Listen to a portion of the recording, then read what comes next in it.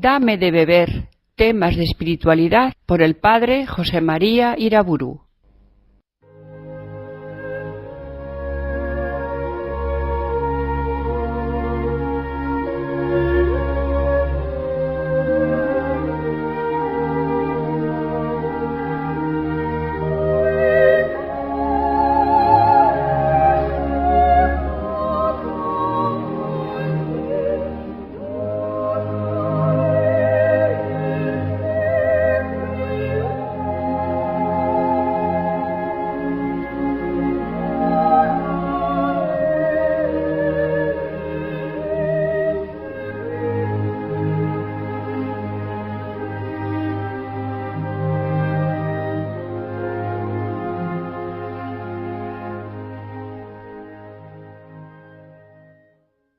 En el nombre del Padre, del Hijo y del Espíritu Santo. Dios mío, ven en mi auxilio, Señor, apresúrate a socorrerme. Continúo en esta conferencia el tema de la dirección espiritual. Lo último que expuse en la anterior conferencia se refería a la necesidad de que el director espiritual sepa respetar con todo cuidado la libertad personal del cristiano, es decir, su docilidad al Espíritu Santo. Esta norma suprema la formulaba San Juan de la Cruz con estas palabras: adviertan los que guían las almas y consideren que el principal agente y guía y movedor de las almas en este negocio no son ellos, sino el Espíritu Santo, que nunca pierde cuidado de ellas, y que ellos, los directores espirituales, sólo son instrumentos para enderezarlas en la perfección por la fe y la ley de Dios, según el Espíritu que Dios va dando a cada una. Y así, continúa diciendo San Juan de la Cruz, todo su cuidado, se refiere a los directores espirituales, ha de ser no acomodarlas a su modo y condición propia de ellos, sino mirando si saben el camino por donde Dios las lleva, y si no lo saben, déjenlas y no las perturben. Llama 3:46. Los grandes maestros espirituales insisten mucho en esta doctrina que es realmente elemental, lo cual hace pensar que muchas veces es una doctrina ignorada en la práctica. Fácilmente, esta es la verdad, el director estima, aunque sea inconscientemente, que su camino o el camino de su orden o movimiento o instituto es el mejor de los posibles, y trata así con la mejor voluntad de inculcarlo a todos sus dirigidos. Es un grave error que puede darse incluso dentro de un mismo instituto religioso, como lo hace notar Santa Teresa por lo que se refiere al Carmelo. Y así en el libro de las Fundaciones, capítulo 18, dice: una priora era amiga de penitencia y por ahí llevaba a todas. y no ha de ser así. Hay que procurar llevar a cada una por donde su majestad la lleva. Tengamos en cuenta que las personas son un misterio para ellas mismas y por supuesto son un misterio para quien ha de dirigirlas.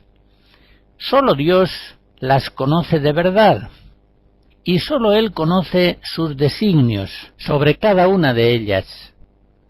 Santa Teresita, en el tiempo en que ayudaba a la maestra de novicias, comprobó que en la formación de las personas, así lo dice en sus escritos autobiográficos, es absolutamente necesario olvidar los gustos personales, renunciar a las propias ideas y guiar a las almas por el camino que Jesús les ha trazado, sin pretender hacerlas ir por el nuestro. San Juan de la Cruz, en Llama 359, advierte que a cada uno lleva Dios por diferentes caminos, que apenas se hallará un espíritu que en la mitad del modo que lleva convenga con el modo del otro. Efectivamente, ¿cuánto daño puede hacer con la mejor intención un director espiritual que da por supuesto imprudentemente que quiere Dios llevar a la persona que le ha sido encomendada por el mismo camino que a él le lleva? ¿Cuánto daño y cuánto bien se puede hacer en la dirección espiritual? Pero es un asunto muy delicado, muy alto, muy excelso, que debe ser llevado adelante con extrema atención, solicitud y humildad. Dice San Juan de la Cruz, en Llama de Amor Viva 356, que los negocios de Dios con mucho tiento y muy a ojos abiertos se han de tratar, mayormente en cosas de tanta importancia y en negocio tan subido como es el de la dirección de estas almas, donde se aventura casi infinita ganancia y casi infinita pérdida en el errar. Escucharemos algunas antiguas canciones cristianas de diversos países europeos.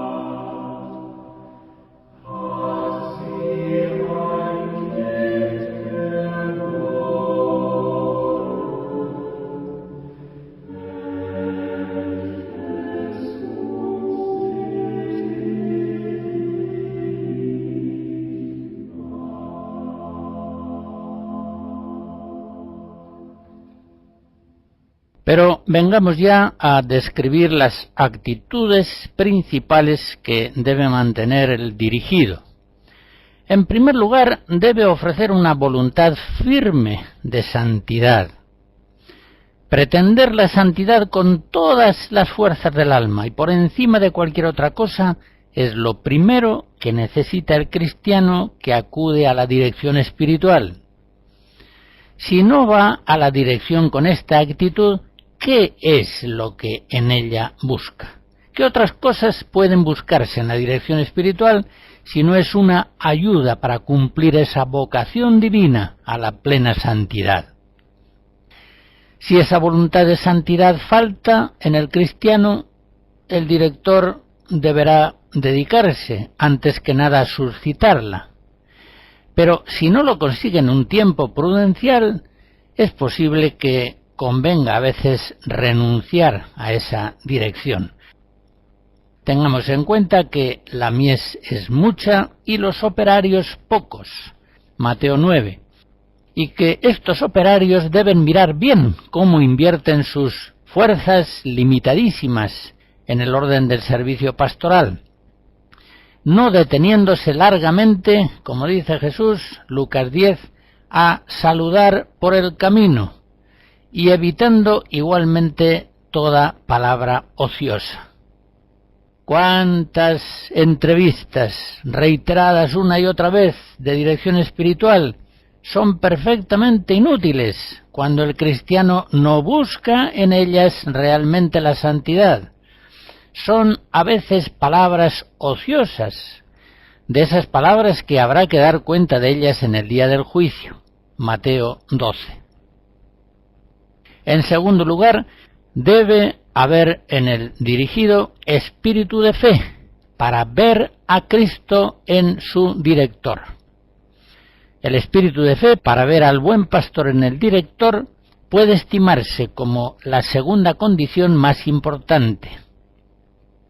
Nuestro Salvador quiere actuar su ministerio en círculos concéntricos, atención pastoral a muchos, a 12, a 3. Y es claro que pone en estos pocos su mayor amor, es decir, su más intensa voluntad de santificación. Pues bien, de modo semejante, el sacerdote hace visible el amor del Señor a las personas cuando ejercita su servicio pastoral en cultivos amplios, pero aún manifiesta un amor mucho más profundo y personal de Cristo, cuando en su ministerio asume en la dirección espiritual la atención intensa y asidua a una persona. Por eso el cristiano que recibe el cuidado de un director espiritual ha de ver en su atención reiterada y solícita una manifestación conmovedora del amor que Cristo le tiene, una prueba de cuán grande es el interés del Señor en procurar la perfecta santidad de su persona. Digo que el dirigido debe tener facilidad en la fe para reconocer la presencia y la acción de Cristo en su director. Y esta afirmación lleva consigo que el encuentro de dirección espiritual, aunque conserve el talante amistoso, familiar, de aquellos encuentros evangélicos de Cristo con la samaritana, con Zaqueo, etc., debe tener al mismo tiempo una tonalidad intensamente religiosa, que puede acentuarse mediante una breve oración al comienzo del encuentro y una bendición que el director da al dirigido cuando el encuentro termina. No olvidemos que es propio del sacerdote bendecir a la persona humana en el nombre de la Santísima Trinidad. Una tercera condición también muy importante que debe darse en el dirigido: la sinceridad. La humilde sinceridad del corazón para manifestarlo todo al director es otra de las condiciones fundamentales que siempre han puesto los grandes maestros espirituales. Quien busca la perfección cristiana debe comunicar a su guía con toda sencillez y confianza sus pensamientos, sus inclinaciones, tentaciones y ansiedades, aquellos cambios habidos de cierta importancia, así como también las gracias recibidas, las victorias y los pecados y derrotas. Pero sobre todo no ha de ocultarse al director nada importante, nada especialmente significativo en la situación actual de la persona. Aquellos pensamientos, temores y deseos que en un momento dado se hacen más persistentes deben ser comunicados al director espiritual. San Juan de la Cruz, en el libro segundo de la Subida, capítulo 22, dice sencillamente que al director espiritual hay que decirlo todo. Bueno, ya se entiende decirlo todo es prácticamente imposible. Incluso podemos preguntarnos, ¿decirlo todo será siempre posible y conveniente? Ciertamente no. Conviene tener bien en cuenta que a veces la persona no es capaz de expresar ciertos temas más íntimos o más complejos. Unas veces porque no se conoce a sí misma suficientemente. Otras porque, tratándose de cuestiones íntimas muy complicadas, no sabe cómo expresarlas sin desfigurarlas y por eso prefiere callar. Y en otras ocasiones todavía no es capaz de comunicar ciertas cosas porque adolece de una timidez o inhibición tan absoluta que, al menos por el momento, le resulta insuperable. Por tanto, no hay en casos como estos señalados una voluntad de ocultar, sino más bien hay una incapacidad personal de manifestar, lo cual es muy diferente. Lo primero impediría seriamente la dirección, pero lo segundo no la dificulta en absoluto. Se trata de limitaciones personales que, si Dios quiere y cuando Él quiera, se irán superando. Y la persona se hará capaz, por la gracia de Dios, de manifestar ciertos aspectos de su intimidad que ahora no está en condiciones de manifestar al director. Pero otras veces, muchas veces, la apertura total al director se ve voluntariamente reducida. A veces porque la persona estima que no hace falta someter a consejo ciertos asuntos. Viene a hacerse a sí misma esta reflexión. En realidad yo ya sé perfectamente lo que me conviene en tal asunto y cómo resolverlo, cómo hacerlo, cómo evitarlo. Lo que a veces me falla en esto es simplemente la voluntad, ahí está la dificultad. Pero la voluntad únicamente yo puedo ponerla y el director no me la puede suplir. Así que, ¿para qué andar contándole y consultándole al director ciertas cosas que está en mi voluntad resolverlas? Pues bien, esta actitud es un grueso error y algunas veces más aún es un engaño del maligno. Con frecuencia, la misma persona que ve la paja en el ojo ajeno no alcanza a ver la viga en el propio. Lucas 6. Es decir, no sabe en realidad qué le está pasando, no conoce bien cuál es su problema, ignora pues lo que le conviene, no capta toda la importancia y significación de un asunto que está viviendo y con frecuencia tampoco conoce bien los medios más idóneos para resolver sus problemas. En fin, de muchos modos sutiles se sirve el demonio para sujetar a la persona en un silencio, en un ocultamiento que tanto perjudica al cristiano.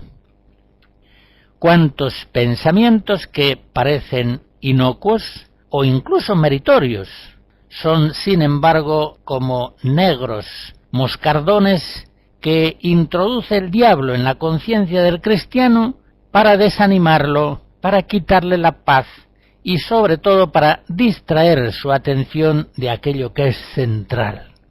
Lo que es central es la presencia de la Santísima Trinidad en el alma, el abandono atento y confiado a la amorosa moción de su gracia.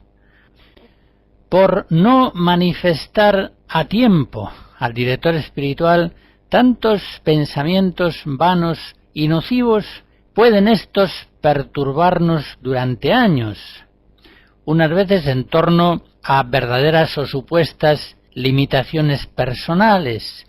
Yo soy incapaz de tal acción.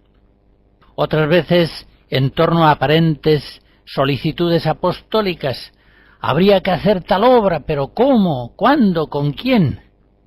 De todas estas cavilaciones inútiles podría librarnos una consideración prudente del director espiritual, pero muchas veces no se entera de lo que perturba nuestro corazón. San Benito, en el prólogo de su regla, enseña en esto que el hombre justo, el que vive en la tienda del Señor y descansa en su monte santo, es aquel que cuando el malo, que es el diablo, le sugiere alguna cosa, inmediatamente rechaza lejos de su corazón a él y a su sugerencia, y los reduce a la nada, agarrando sus pensamientos y estrellándolos contra Cristo.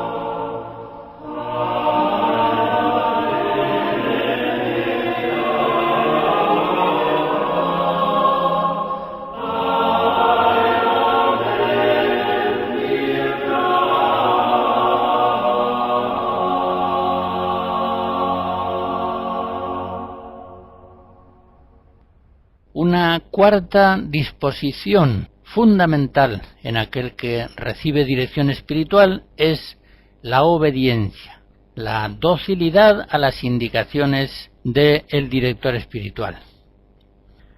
¿Cuántos trabajos espirituales, cuántos esfuerzos más o menos bien intencionados no dan fruto en las personas porque parten más de la voluntad propia que de la voluntad divina?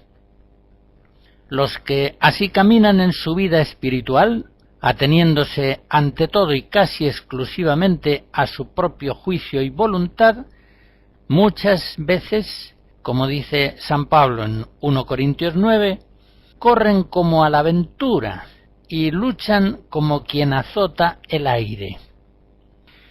Santa Teresa de Jesús, por ejemplo, veía incluso con reticencia algo tan santo como la comunión frecuente cuando se practicaba sin consultar al confesor, sin obtener su licencia, que en aquellos tiempos era necesaria.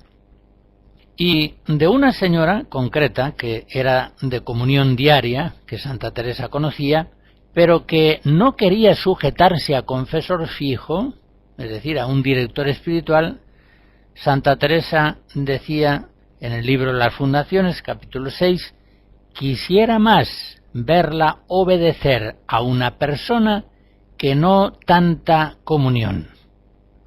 Y es que para Santa Teresa, como para toda la tradición espiritual cristiana, no hay camino que más pronto lleve a la suma perfección que el camino de la obediencia. Fundaciones 5. Tanto se aprecia en la tradición espiritual cristiana el valor de la obediencia al director que en algunos casos se ha acudido al voto de obediencia al director. Sin embargo, este voto, al menos en lo que se refiere a la vida de los laicos, pocas veces es aconsejable. Puede ser aconsejable el voto privado de obediencia al director dentro de unos límites extremadamente concretos y restringidos, es decir, limitando esa obediencia a un campo muy concreto. En segundo lugar, puede ser conveniente el voto de obediencia al director en algunos casos de personas escrupulosas, que solamente por la obediencia pueden salir de sí mismas, romper los nudos del alma que les tienen cautivas.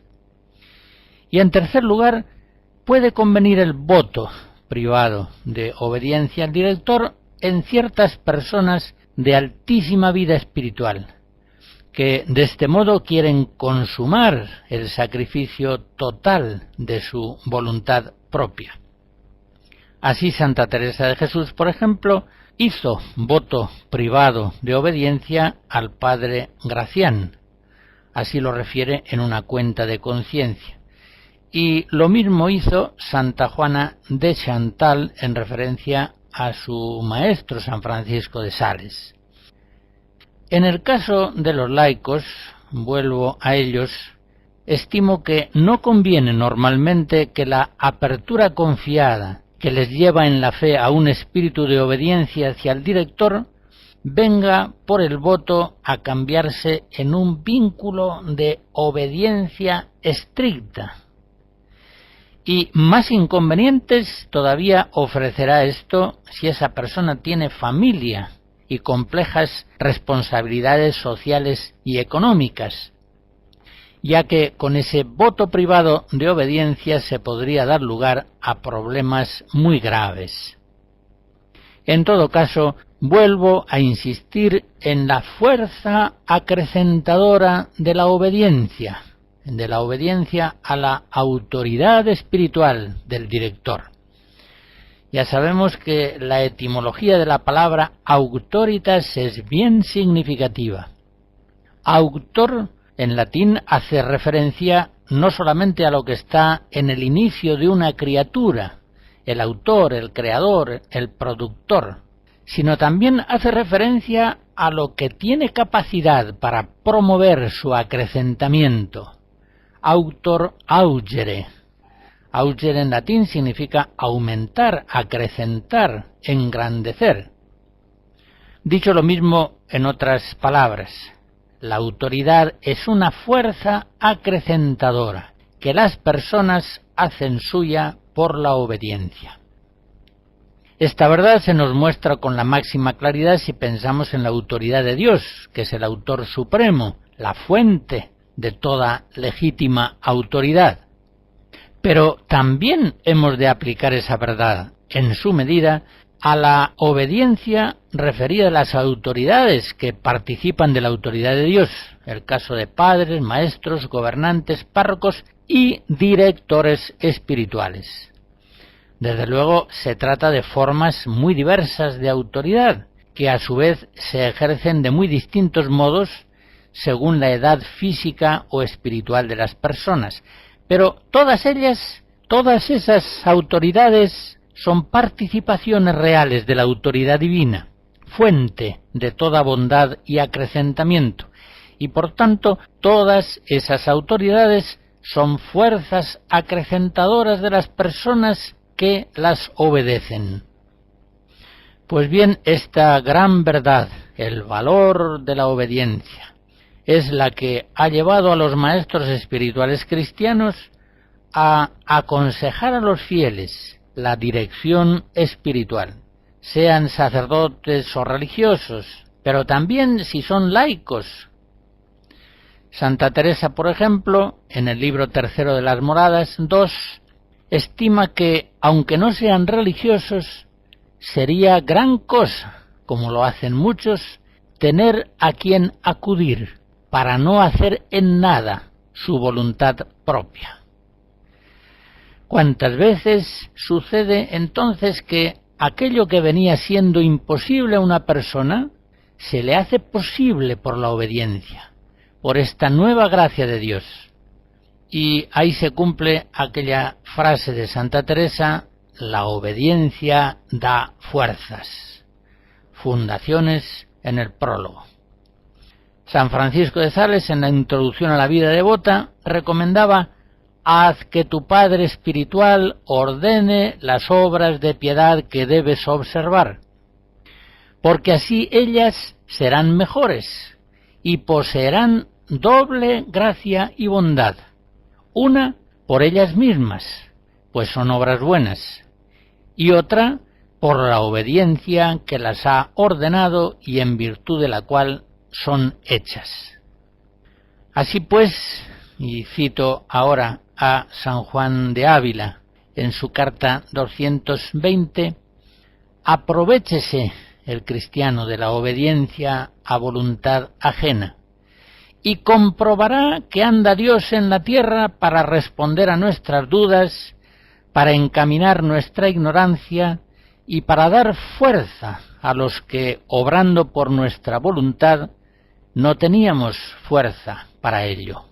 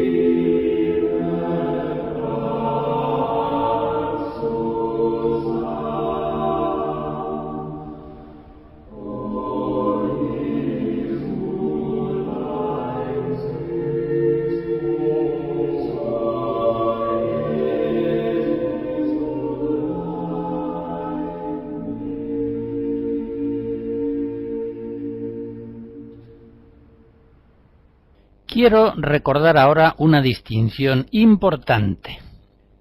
Una cosa es la dirección espiritual y otra cosa es el acompañamiento espiritual. El trato personal de un sacerdote o del director espiritual, aunque no sea sacerdote, con otro cristiano que busca la perfección puede revestir modalidades muy diversas y valiosas, que no siempre, sin embargo, responden al concepto pleno de dirección espiritual. Hay cristianos que en estos encuentros periódicos buscan ante todo una catequesis individual y así van formando criterios, aclaran dudas, se aconsejan acerca de lecturas espirituales. Otros hay que en esos encuentros con el sacerdote buscan una amistad espiritual, una confortación, un ejemplo, también una ocasión de desahogo. Algunos acuden al encuentro personal solo de vez en cuando, en forma ocasional, por ejemplo, cuando han de consultar acerca de ciertos problemas concretos, sean de orden personal o doctrinal. Todos estos elementos y otros semejantes son indudablemente buenos, responden a necesidades reales del cristiano, deben ser atendidos en el ministerio pastoral, en cuanto sea posible al menos. Y todos ellos son ciertamente elementos integrantes de la dirección espiritual entendida en su sentido pleno. Sin embargo, si el cristiano en esos encuentros más o menos frecuentes no llega a confiarse a la guía del director, con un cierto compromiso de obediencia, o si se prefiere de docilidad intelectual y volitiva, debe entonces hablarse, a mi entender, más que de dirección espiritual, de acompañamiento espiritual.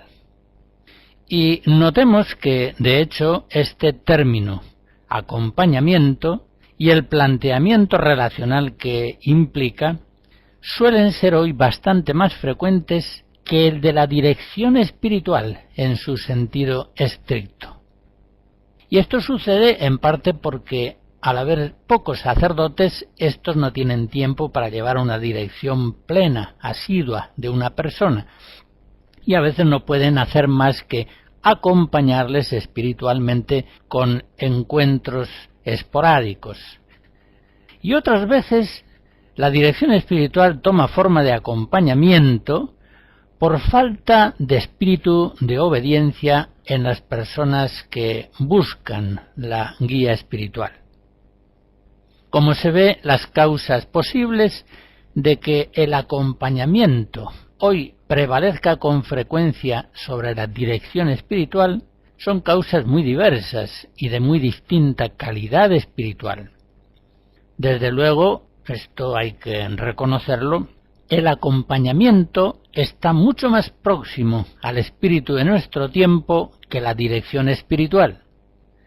Si en la pedagogía familiar o escolar los padres y los maestros procuran evitar lo más posible el mandato, el ejercicio de la autoridad, y se limitan tantas veces meramente a la persuasión, si esa renuncia generalizada a ejercitar la autoridad se extiende también a la acción de los políticos democráticos, que dependen del voto de sus electores, y se extiende también a la terapia no intervencionista de los psicólogos, ¿cómo no se reflejará este mismo espíritu de algún modo en la pedagogía pastoral del encuentro personal, de eso que llamamos dirección espiritual? Las cosas están así, y no es ciertamente una situación ideal, pero es lo que hay, es la realidad.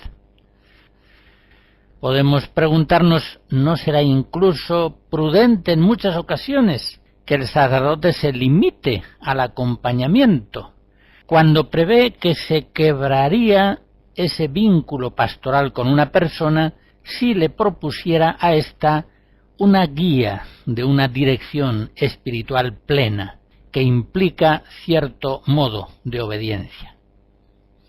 En nuestro tiempo, tan generalizadamente subjetivista, anómico, liberal, surge, por ejemplo, como algo connatural al espíritu del siglo la psicoterapia no directiva, que tiene en Carl Rogers uno de sus maestros.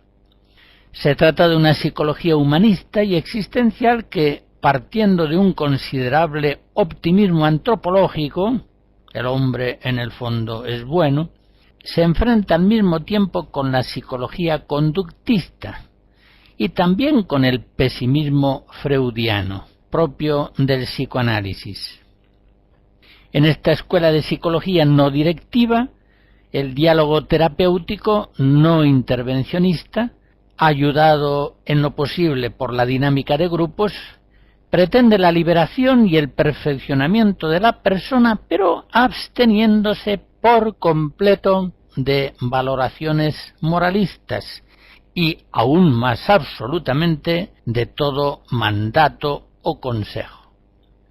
No será normal, pues, e incluso previsible que en tiempos de educación familiar no directiva, en tiempos de pedagogía escolar no directiva, en tiempos de psicoterapias igualmente no directivas, en tiempo de políticas no directivas, se vaya formando también una escuela de dirección espiritual no directiva, que recibirá un nombre nuevo, el de acompañamiento espiritual.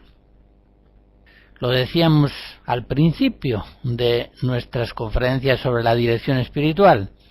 Cuando el aprecio de la obediencia está vivo en el pueblo cristiano, son muchos los fieles de toda condición, laicos, sacerdotes, religiosos, que para salir de sí mismos, para entregarse más pronto y ciertamente a la voluntad divina, buscan el beneficio de la dirección espiritual. Quieren así ser conducidos por el Señor por medio de un guía humano. Y, lógicamente, donde abunda ese espíritu, surgen en gran número las vocaciones religiosas, no solamente porque éstas hayan sido mejor cultivadas y descubiertas en la dirección espiritual, que también esto es cierto, sino simplemente porque el mayor bien de la vida religiosa es sin duda la obediencia, como siempre lo ha enseñado la Iglesia. Y en un paralelismo contrario tendríamos que decir que allí donde el pueblo cristiano en su gran mayoría ignora el valor espiritual de la obediencia, apenas habrá vocaciones religiosas. Y apenas se buscará también la dirección espiritual.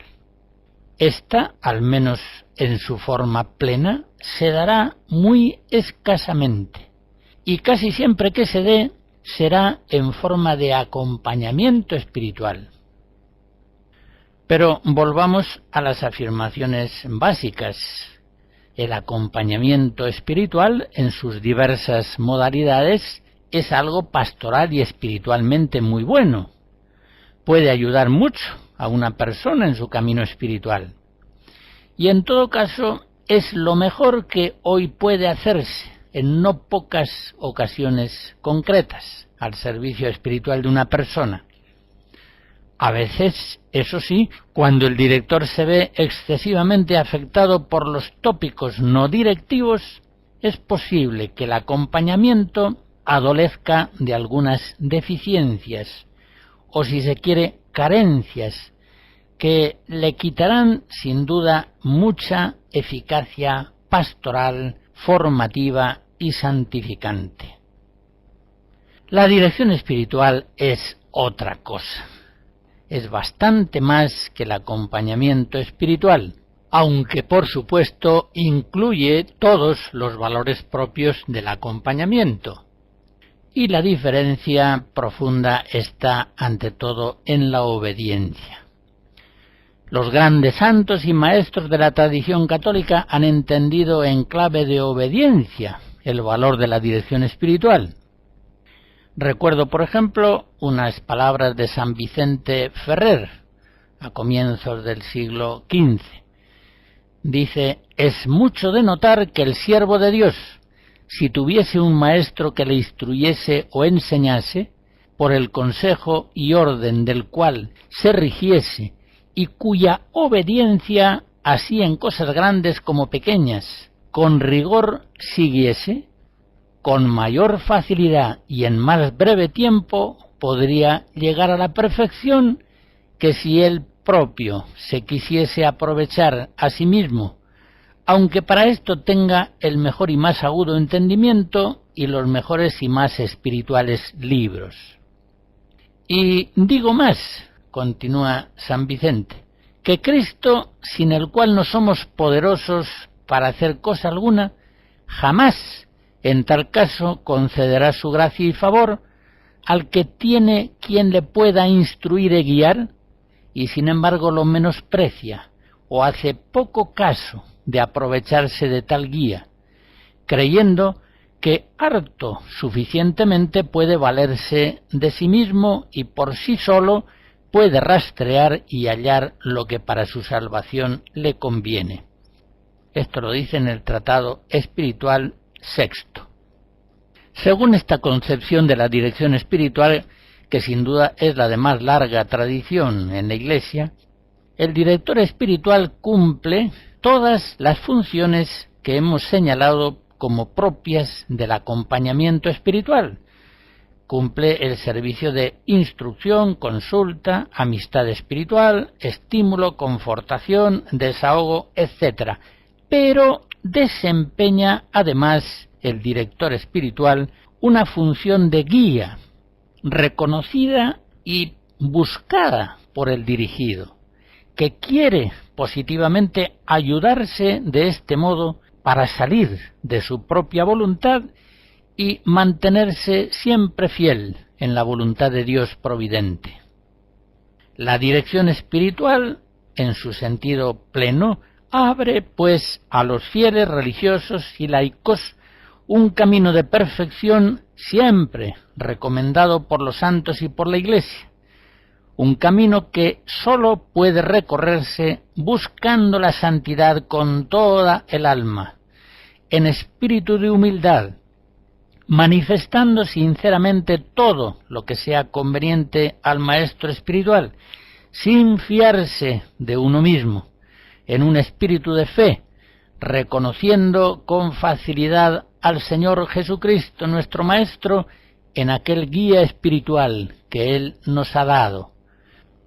Esta es la dirección espiritual que la Iglesia de ayer y de hoy, tanto en Oriente como en Occidente, ha visto siempre como un humilde y admirable medio para el perfeccionamiento espiritual, para ir adelante con rapidez y con seguridad hacia la plena santidad. La posibilidad de obedecer al director espiritual que nos representa a Jesucristo, nuestro Salvador, es sin duda el valor principal de la dirección espiritual. La sinceridad y la obediencia, decía Santa Teresa, que son fundamentales en la dirección espiritual, porque si no hay esto, no aseguro que vais bien, ni que es Dios el que os enseña. Sextas Moradas 9. Y en otro lugar de las Moradas, en 3:11, dice: jamás haga nada, ni le pase por el pensamiento, sin parecer de confesor letrado y avisado y siervo de Dios, pues Él nos tiene dicho que tengamos al confesor en su lugar. Efectivamente, esa es la norma que Santa Teresa siguió en su vida, una vida tan ajetreada, complicada y fecundísima. Es una norma que la siguió hasta el extremo, como lo vemos en aquello que refiere en el libro de la vida, 26.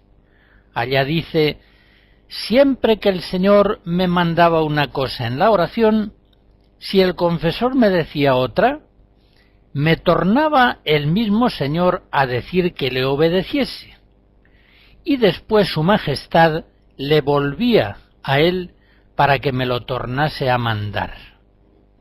La primacía absoluta de la obediencia, el camino más recto, breve y cierto para llegar a la santidad.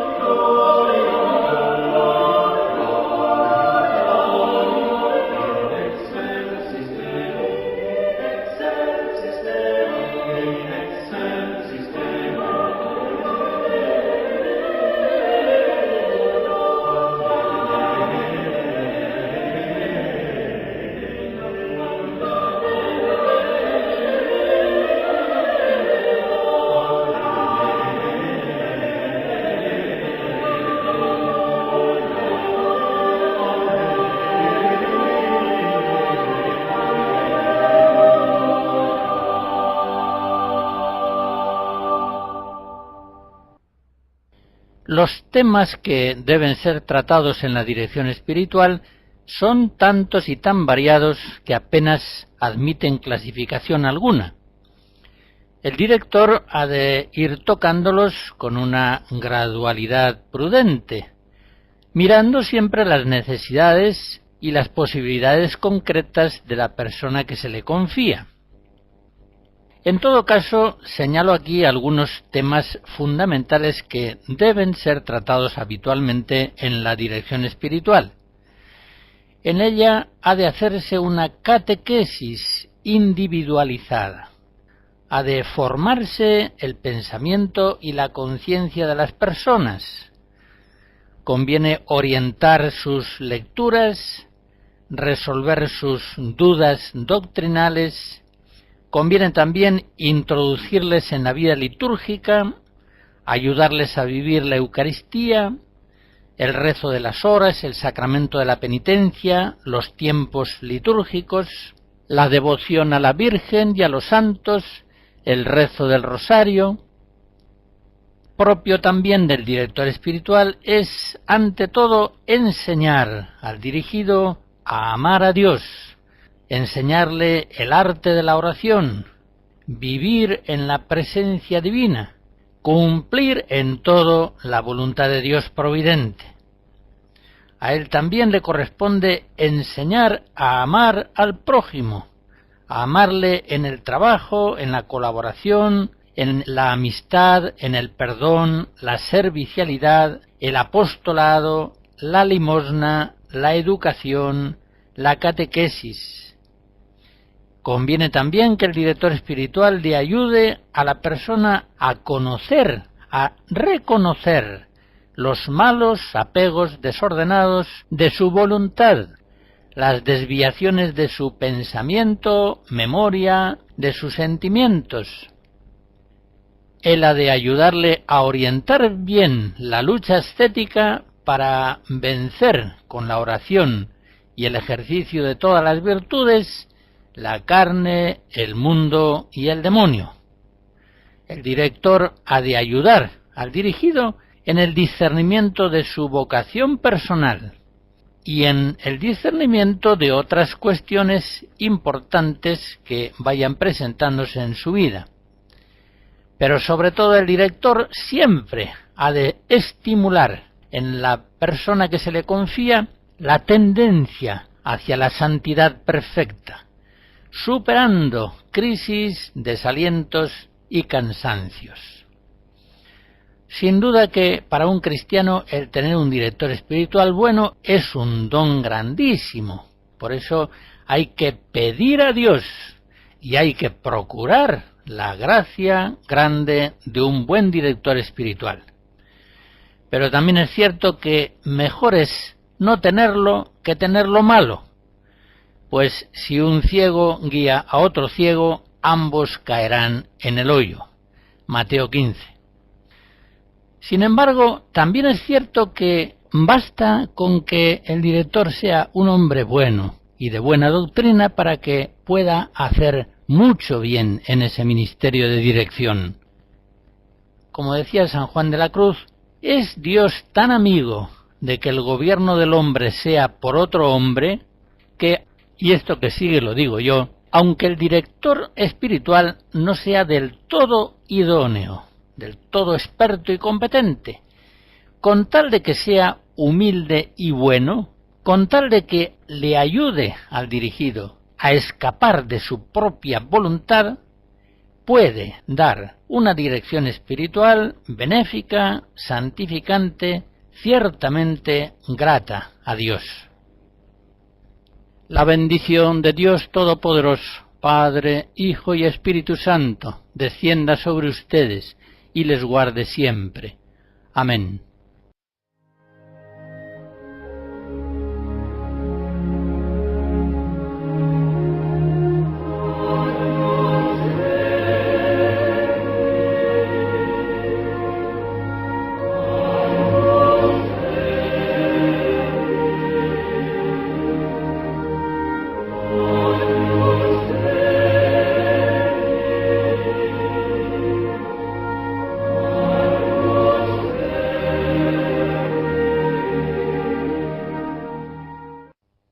Hemos escuchado Dame de beber, temas de espiritualidad por el padre José María Iraburu.